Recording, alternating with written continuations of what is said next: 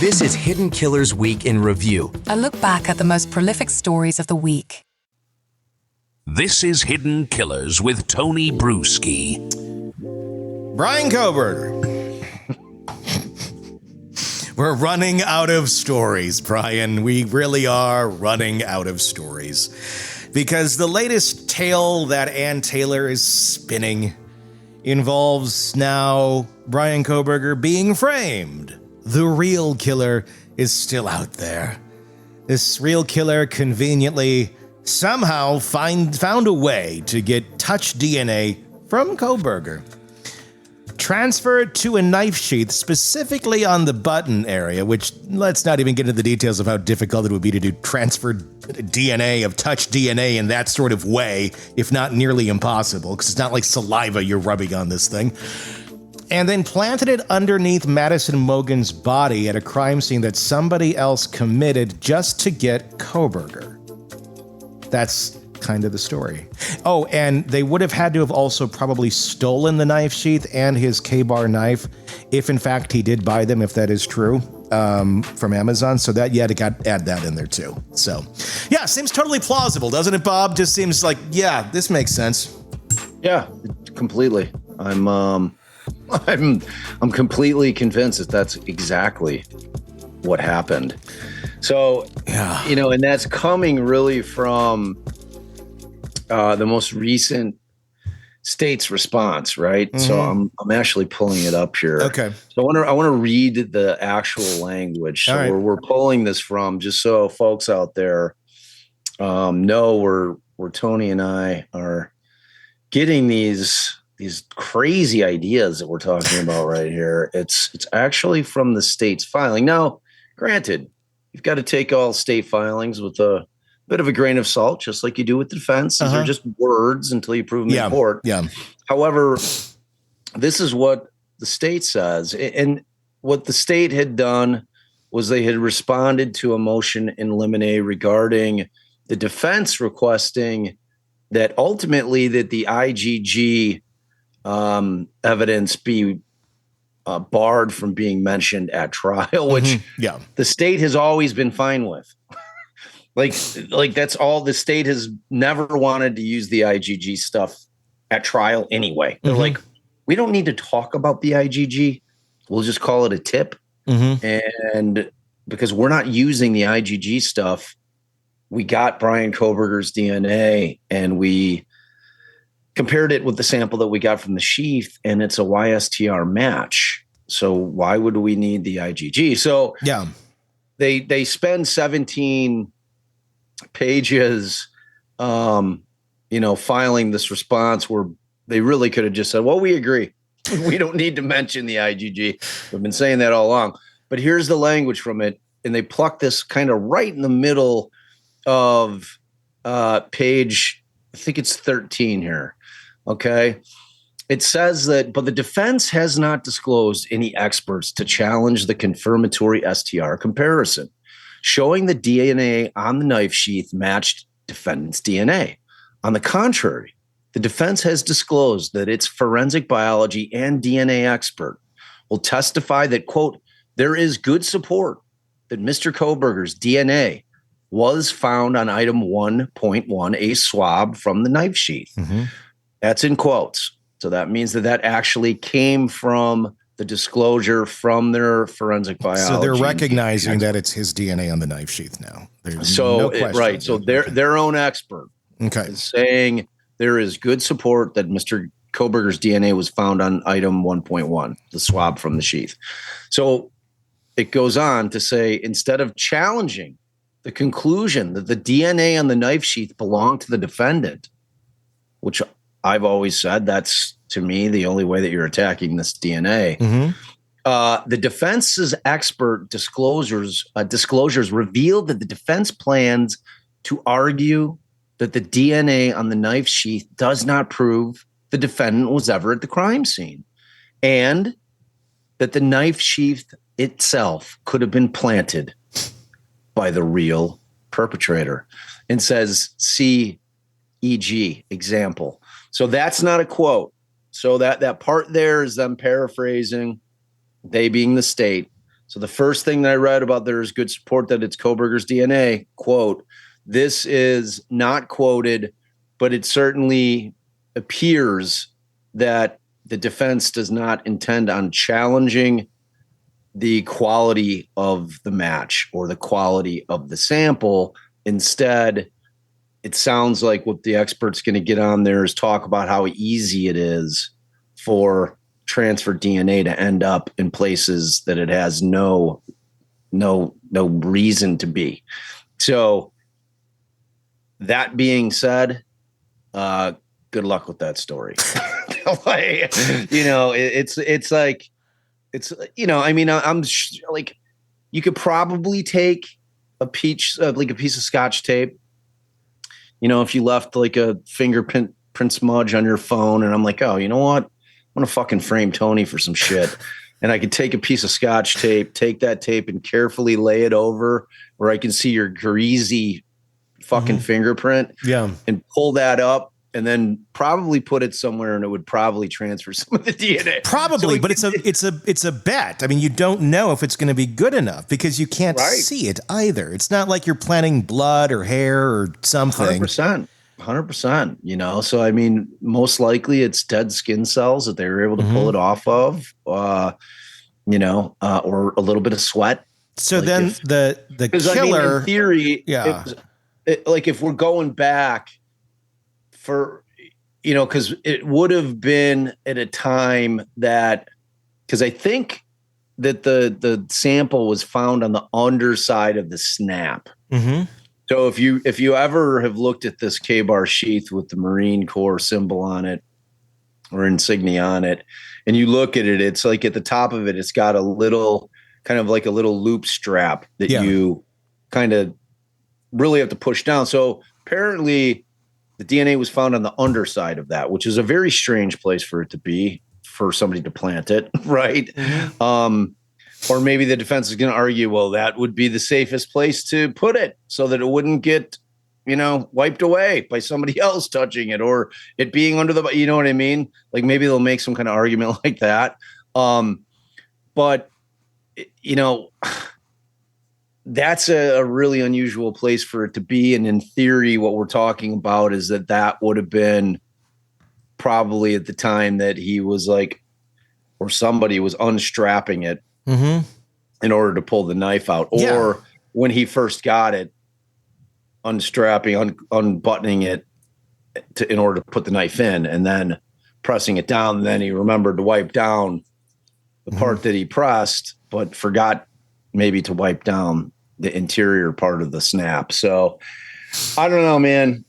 I mean, my position on this case is, of course, presumed innocent. Yeah. However, to me, because of that particular piece of evidence, this probable cause affidavit has always leaned guilty to me. So that's where I'm at on that, man. Yeah, it would have to assume that the real killer would have then brought two knives or two knife sheaths, or maybe just brought a knife sheath and then planted this, but the real one they used to stab, they took with them. They remembered that one, and they planned to drop this one there when they were already planning on killing all four of these people in the house, but leaving two of them downstairs. It's hard to wrap your mind around it, because the other part of it is, in terms of if it is Kohberger that left it there by mistake, we know that they didn't find the knife. They've never found the knife, right? So that means that, like, he would have been having to walk out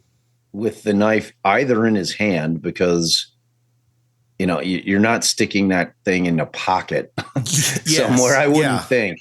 So theoretically, maybe it was down in his hand by his side as he's walking out, but it seems like there would be drips of blood coming from it as he walked through the kitchen area towards the slider. Maybe there are. I don't know.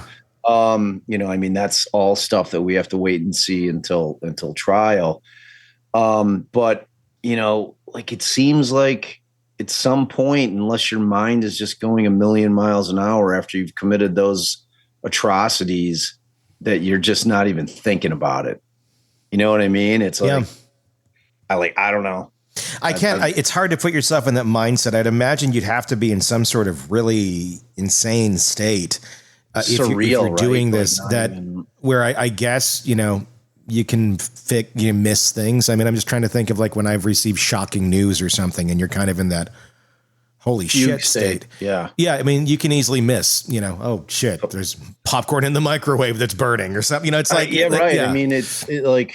There's a reason that criminals make mistakes all the time. When the intensity of the situation like kind of envelops you, I mean, you can't be thinking clearly all the way. You can't be, right? I mean, unless you're Gacy or something. Exactly. Yeah. Well, then you kind of go, what else is going on here with Kohberger? How important is it? Because I hear this argument a lot, and in this, I get it. It matters in some cases, but in this case, the fact that no murder weapon has ever been found, does that matter? Does this weigh? Is that something that really is going to be a big question to the jury about guilt or innocence of Brian Kohberger just because there has not been the actual weapon recovered?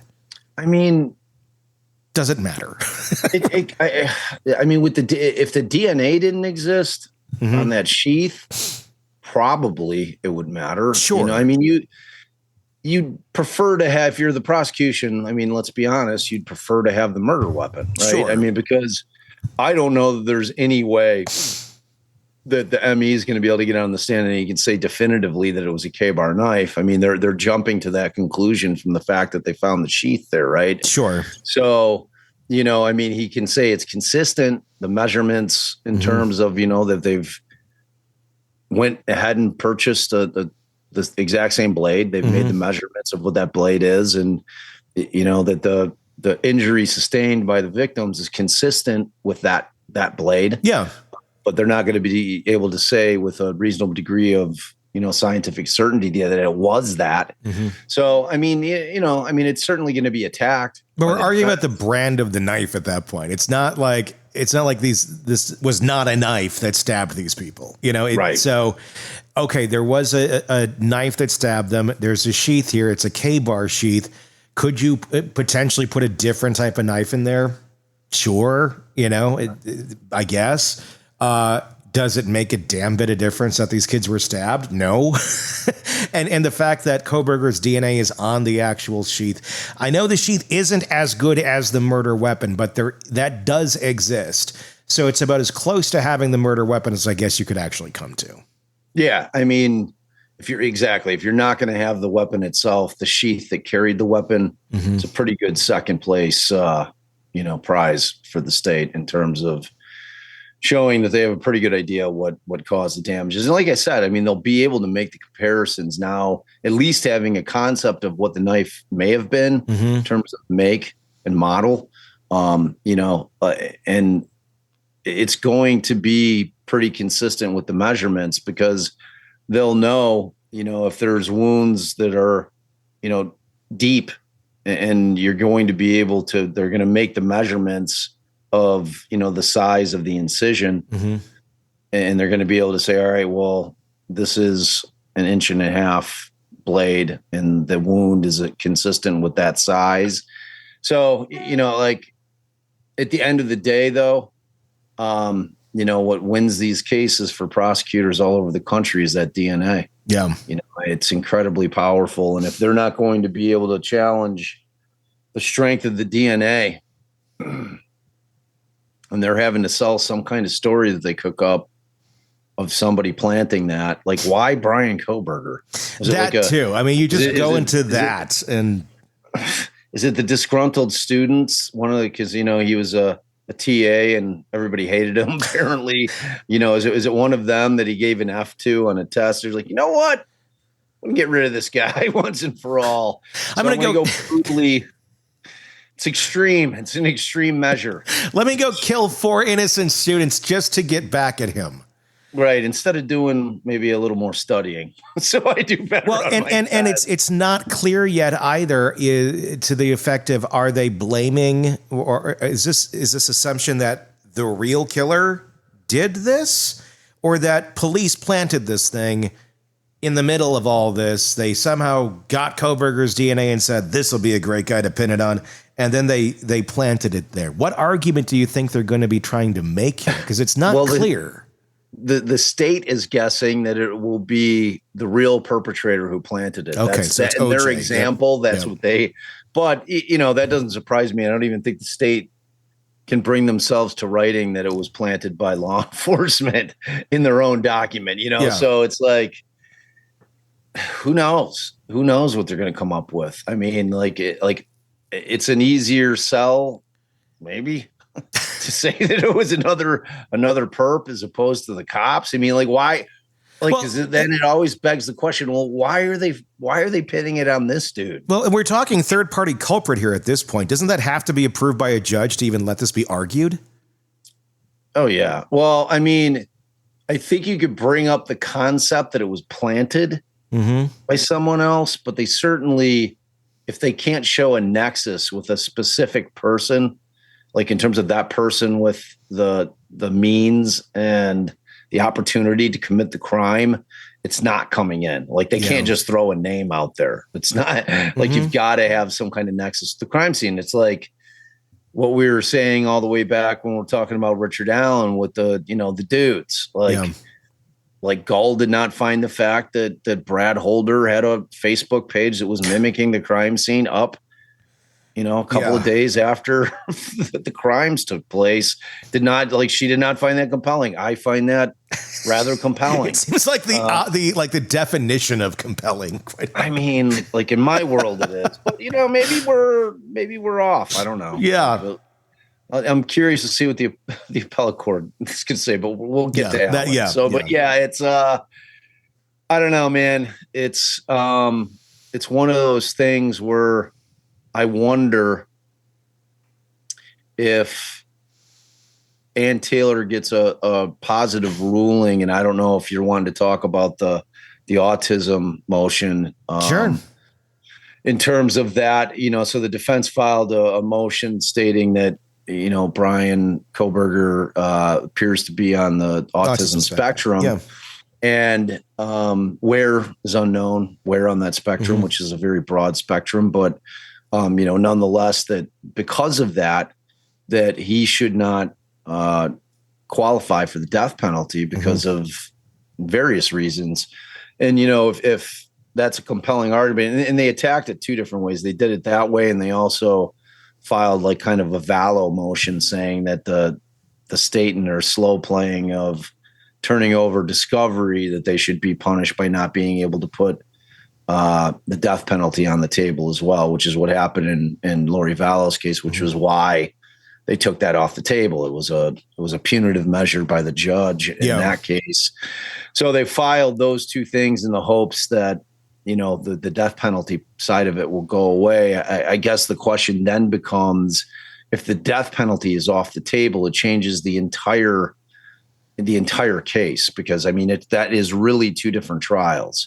You are, if you're a death penalty eligible attorney or you're handling a death penalty case, you've got to handle the innocence or guilt phase, but you also have to handle this different analysis of the death penalty phase, because it's a whole separate thing, and you're there trying to mitigate with whoever it's going to be, whether it's the judge or whether it's the jury that's going to determine if he's going to be sentenced to death.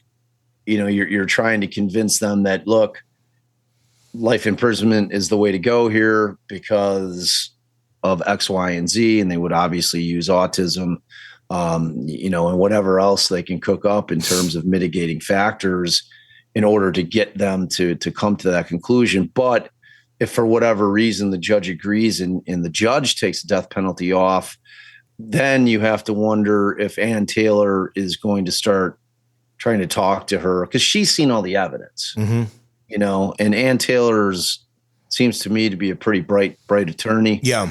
And if you're kind of reading through the tea leaves, and we get little tidbits like the thing that I just read, which tells us that we've got a DNA match on the Sheath, she knows whether or not there's an Amazon purchase of a K-bar knife.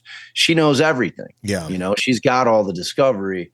So, which leads me to believe that potentially, if there's a lot of powerful evidence against him, that, you know, it's her duty to sit down with him and say, look, you know, we're not going to beat this. And they've taken the death penalty off the table. I mean, do you want to spare the families the horrors of going through this trial? Or do you want to take the chance to try to beat this because you've got nothing to lose because they're offering you the max anyway? Mm-hmm. But, you know, she's got to have that conversation with them if the state's going to offer it. And the state would, obviously, they would obviously offer him the max to just plead out on all four of the homicides. You know, they wouldn't budge an inch. Yeah. You know, so like she's not coming to him with a great offer by any stretch, but she's coming to him maybe saying, you know, like, this is a way that, you know, potentially, you know, you can mitigate some of the horrors that you've created here by sparing the families the nightmare of having to sit through a 5 to 6 week trial wherein they're having to watch how their kids were all killed, you know? So, but that's all yet to be determined.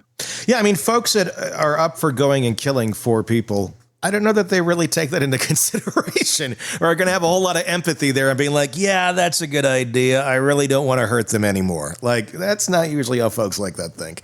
I mean, but true, maybe, yeah, true. You never know. You never know. Anything's a possibility here. I mean, just like this new piece that we have, but yeah, it'll be interesting. Craving non-stop true crime updates? Press subscribe now and get the latest cases, analysis, and expert commentary delivered straight to your feed.